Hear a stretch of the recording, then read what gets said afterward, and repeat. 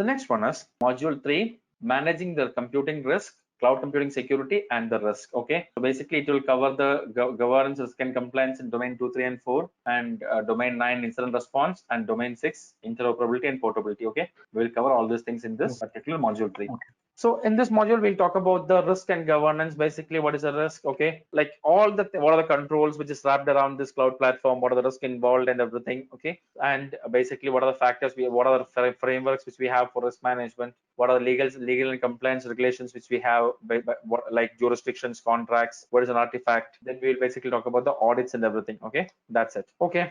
And we'll discuss about portability, interoperability. There is a huge difference between these two words, portability and interoperability, and how we can basically ensure the interoperability and portability to minimize the disruption of services. See, I'll tell you why. See, basically for a customer, what matters is basically the service. That means that they don't know what exactly is happening in the back end. They don't know what is happening. The service will work without any kind of downtime. Okay. So how can we ensure that, and how can we basically have a control for our data and our intellectual properties? Okay, so what is it, how we can manage, what is an incident response? Okay, what is an incident response? What are the, how can we do incident response in the cloud platform? All these things we will discuss in this particular domain. So before we start, okay, so throughout the following discussion of governance, risk, legal compliance and auditing, so for everything, so whenever we are discussing anything like governance or risk or legal factors or compliance or audit or anything, there is no other way you can talk to the cloud service provider. The only way you can talk to the cloud service provider is to have an effective contract. Okay, and what happens, basically you must have an effective contract. Okay, and keep in mind that the contract between the provider and consumer is the only way to provision internal control. So basically, whatever things you're doing, either internal, external, whatever things, if you want to talk to the cloud service provider, you need to have some effective or favorable, we call the word called as favorable contracts. So I'll give you one more example. Let's say, for example, keep these points in mind. First point, whatever things matters to the user must be documented. Documented means must be in the contract for point number 1. Okay, or there is nothing called as assume. I assume that he will do that. They will not do it. Whatever things you do, record it, write it down in the contract. Second point, if you don't write any some specific areas, let's say for example, I am writing in the, I'm basically preparing a contract, and in the contract I didn't mention something. So if there is an issue come in that side, you are only responsible for that. Don't forget, the customer is responsible, or the consumer is responsible basically for anything which is not in the contract. Is it clear? The only way you can ensure all these things is to have a effective contract or favorable contract. Okay, that's it. So see this. That's a very simple item. Basically, what happens is the provider and the customer and the internal controls are, say, basically the provider is having some internal controls which will help us, the customer, to basically work on it. So basically, the contract is the only valid legal document where you can talk to the cloud service provider. Okay, and basically, what happens is in most cases, okay, what happens is all these things, basically there is a lot of negotiation happening between the cloud service provider and cloud service consumer. See, there is a word called as relation between customer and cloud service provider. If somebody asks you how friendly is your relation with the cloud service provider, how do you answer? That is basically what you can talk about, the contract. More effective contract, more effective relation. Okay, point number 1.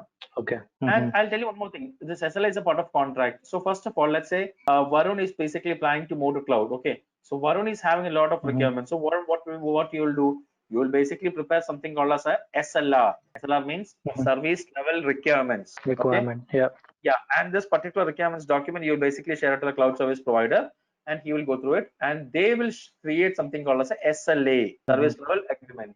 And basically you will also go through it, and once it is okay for both parties, you will sign it. Okay, and in between you have a lot of negotiations will happen. Is it clear? Risk and governance. Okay, so basically when I talk about the risk factors, okay, understand that whenever we are moving to cloud, we are not eliminating the risk. Don't forget, whenever we are moving to cloud, we are not eliminating the risk. That is a key point you have to keep in mind. We are not at all eliminating the risk. There is no way we can eliminate the risk. The only way you have is basically to if you basically want to have a quality of service, or if you want to basically see there are some factors you can keep in mind, you can do in the cloud platform. Understand that risk is always there for you. I'll give an example. Let's say we have a risk called as reputation risk. We have a risk of financial loss. We have a risk of data loss, and we have a risk of legal. So basically, out of all these things, which is the highest one, which is the highest risk, which cannot be transferred to the cloud service provider. Reputational risk is something which is very important. Why? Because I'll give an example. Now, let's say, for example, once, see, now this happens in my place actually, very much common now. So basically, what happens is, last time I have seen that somebody has spread a false news, okay, just a false news that this particular shop is infected, or there was there was two people there in the shop who is affected with COVID-19. What happens is, you will not believe it actually. So those people who know that shop, for that, after that, this was like people was rushing to this. It's a bakery actually. So now what happens is, in this particular shop, not even a single person is going there. Even if they confirm it's a fake news and all, people started thinking that, okay, this is basically something where you can get COVID. So see, this it's the highest risk. You have legal risk and all, you have financial risk and everything, but if your reputation is lost, it's too too tough to manage actually. Okay, and while we are basically moving to cloud platform, we are doing something called as a risk transfer. We'll discuss that in detail. Okay, understand that. Okay, basically, whenever we talk about the cloud platform or any platform and talk about risk management, okay, risk management is hard at the best of all times. Okay, why? Because basically, when you talk about risk management, risk is, as we discussed, risk is always there, and this risk will be there always. Like, it is not like for a single day or a single time.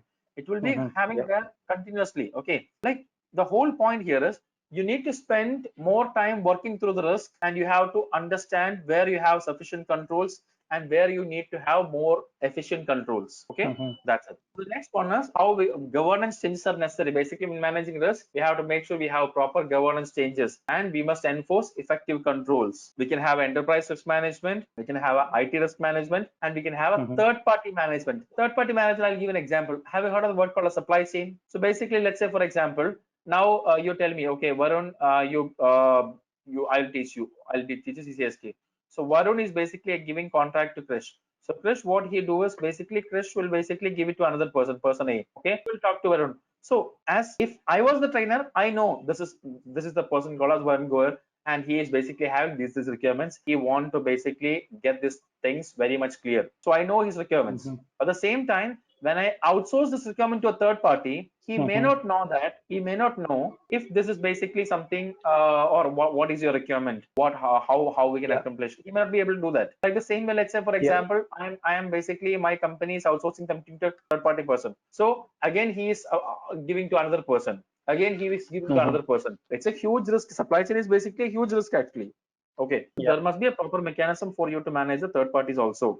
Okay, and there must be a proper light risk management that we'll discuss in detail. Okay, so these are the key factors for governance, key elements of governance. Point number one, supply chains must be audited. That means that, let's say I have my company is giving contract to another company, company A, and this guy is basically giving contract to company B, and he is giving to company C.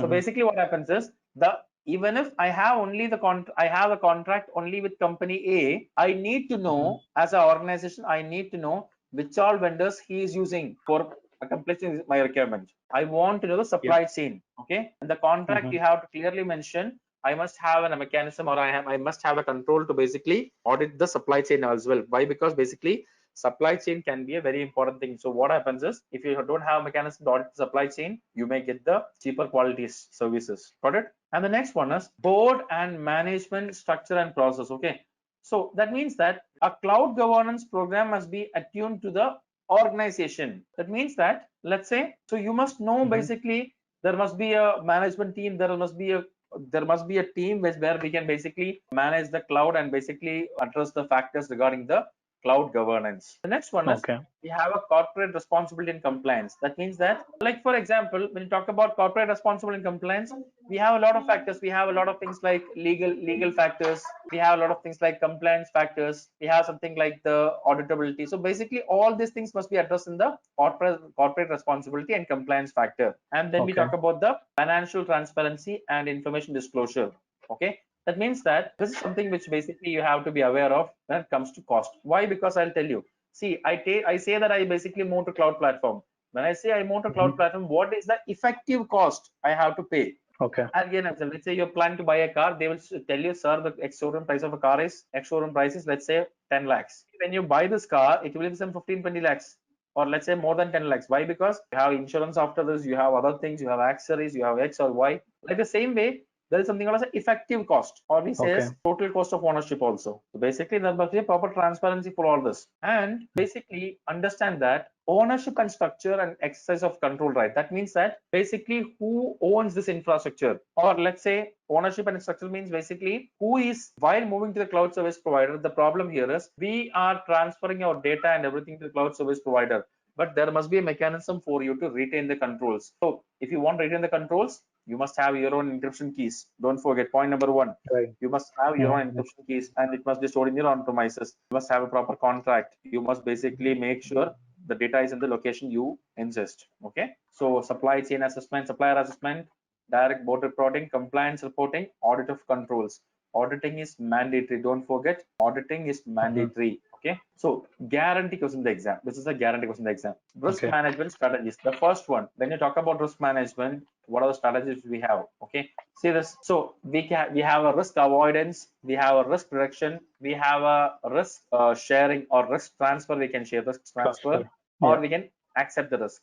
So risk, this Mhm. is a very, very important point which most people confuse. When I say the word Okay. risk avoidance, let's say for example, I want to basically do a project. Okay. So what happens? Yeah, let's say for example in Pune, let's say for example you want to go somewhere. Let's say for example, I want to go from location A to location B. Let's say if I want to go from location A to location B, what happens is here, if I go in the normal way, what happens is we have a lot heavy traffic, we have a lot of other issues like political issues, we have a lot of like other police is there. Mhm. Basically we have a lot of like issues while we basically go from A to B, or location A to location B. So basically risk avoidance doesn't mean that you will cancel your trip. Got it? Okay. You're not canceling Okay. your trip. What you do, you're taking an alternate way to go A to B. Risk avoidance means you basically avoid the risk by avoiding the activities which will cause the risk. So Okay. don't forget, risk avoidance, you can write this point also. Risk avoidance is not inactivity. Don't forget, risk avoidance is Mhm. not inactivity. Risk avoidance means, and it is not inactivity. What I'm talking there is, I have a risk. Okay, I'm having a risk. So because of the risk, I'm stopping my journey. It's not like that. I will not stop my journey. As I have a Mhm. risk of Mhm. that, what I'll do, I'll take alternate path. I'll use some other methods to avoid the risk. Those activities included which can cause the risk will be avoided. That's all. But the job will be done. Okay. So let's say I Mhm. want to do a Mhm. project in China. So instead of going to China, I will basically work from home. I avoid the risk Mhm. of getting Mhm. COVID issue by basically avoiding the trip to China. I sit in my home and do it online. Avoidance. My job is done, right? Okay. Right. So the next one is Right. risk reduction. Let's say if I say risk Mhm. reduction. So whatever thing is, Mhm. let's say there is a chance that I can have a risk. So what I can do is, Mhm. the case that I can have a risk, okay, I will take some action to reduce the risk. Risk will Mhm. be there, Mhm. but let's say for example, I'll enforce some controls, or enforce some policies so that the risk can be reduced. I'll give an example. Let's say now the government is saying always wear the mask inside your home. Also, you have to wear the mask. You have to make sure Mhm. you wear a PPE kit while you're traveling inside the hospital, or you may have to maintain Mhm. 6 feet distance. So that is a way to reduce the risk, not Okay. avoiding it. Yeah. Maybe I'll be having corona, maybe you'll be having corona, but you will never know that. What happens Mhm. is, Mhm. it's a way to reduce things. Okay, risk reduction. And this is what we basically do to the cloud service provider. We are transferring the risk. That means a certain risk we are basically giving it in the headache of a different guy. So that means that when I go to cloud, I'm basically doing a risk transfer. That means that I give my risk of infra failure, infrastructure maintenance, patching, end of life, compliance, and all these things to the cloud service provider, except some risk. Okay. Okay, except some risk like legal risk, or let's say the reputational damage, or except those kind of things, everything I can basically share to the cloud service provider. And the Okay. final thing is risk acceptance. So what happens is, there is a word, let's say for example, risk versus benefit. If the benefit is more than the risk, I can accept the risk, no problem. My tolerance level is okay for it. That's what I call as risk Mhm. acceptance. Is it clear? So Okay. from risk to security. Okay, so mapping between risk management and information security. Okay, mapping between risk management and information security is not all as well integrated as we hope for. Why? Because I'll tell you. Let's say for example, linkage between cloud corporate risk management and information management should be scalable with the business. That is, it must be suitable with the business requirements, and it must be repeatable. Mhm. The same process must be repeatable across the organization, and risk must Mhm. be measurable, and we must Agreed. have proper sustainable mechanisms and controls. It must be Okay. defensible, and the risk management strategy must be completely continuously improving. That is why don't forget security is a ongoing process. Security is not a single day Ongoing process. process. Don't forget. Yeah, security is Yeah. an ongoing process. That's a key point. Okay. Finally, we have a cost effectiveness. Cost effectiveness means, let's say I basically go to a cloud service provider. Okay, I basically go to a cloud service provider. Or let's say I'm taking something. So for security also, I must make sure the solutions I'm getting is cost effective. I give an example. I have a customer who is basically getting 10 lakh or let's say 5 lakh rupees per month as profit. This company is getting only 5 lakh rupees a month as profit. So now I am telling him that in AWS, they have AWS infrastructure. And now I am telling that you have to enable WAF and Shield in AWS. WAF and Shield, basically firewall and DDoS protection. Okay. So what happens is this solution itself will cost monthly 3 lakhs. So for a 5 lakh profit company, if I basically tell them to spend 3 lakhs for security, is it cost effective? Is it practically feasible? No, right? Yeah. What happens? Must be cost effective also. See now I'll tell you. Now I have a requirement for buying a system or buying a new computer.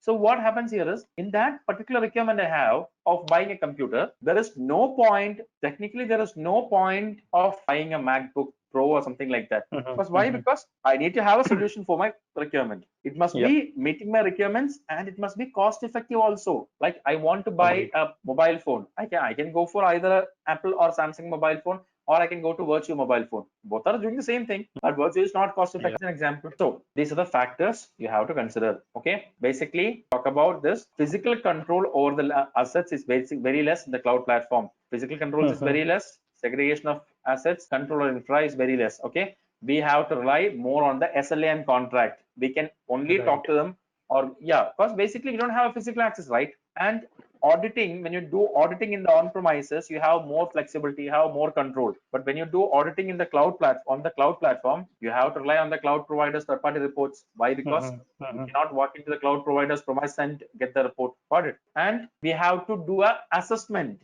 instead of testing. That means that I have to give them some questionnaire. They will answer the questionnaire and we have to trust it. We cannot go there and trust it.